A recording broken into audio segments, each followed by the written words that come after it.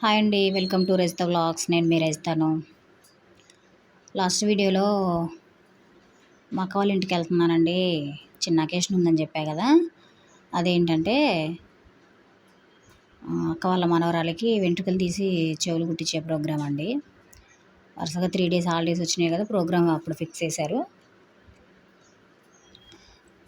వెంట్రుకలు తీయించేసి అంటే ఇప్పుడు 3rd ఇయర్ కంప్లీట్ అయిపోద్దండి. ఇంకో 2 months అవుతే దానికోసమని 4th ఇయర్లో చేయరు కదా చెవులు కుట్టించడం. అందుకోసమని ఇప్పుడు పెట్టారు అది ప్రోగ్రాము. ఫస్ట్ టైం తీయించారండి. పుట్టెంటుకలు అయితే తీయటం అయిపోయింది. ఇప్పుడు సెకండ్ టైము. కదలకుండా కూర్చుని తీయించుకుందండి మంచిగా నీట్గా. కొంచెం కూడా ఒక చాకు ఘాటు కూడా పడకుండా నీట్గా చేయించుకుంది. నెక్స్ట్ వచ్చేసి చెవులు కుట్టించుకోవడం. అవి పెన్తో మార్క్ చేశారు.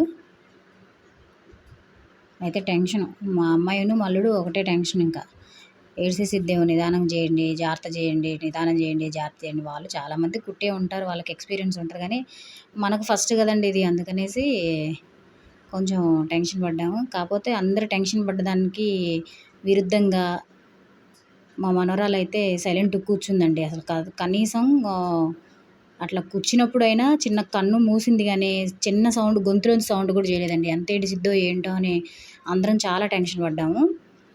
ఏడవటం కాదు కదా, కనీసం అని కూడా మాట అనలేదు. చాలా ధైర్యంగా కూర్చుంది. చూసారా, ఆ కన్ను ఒక్కటే అట్లా మూసేసింది అంతే. అసలు భయం లేకుండా కూర్చుంది. మేమందరం ఆశ్చర్యపోయాం, వామ్మో ఎంత ఏడిసిద్దో, ఎంత గోల పెట్టిద్దో ఏంటో అని.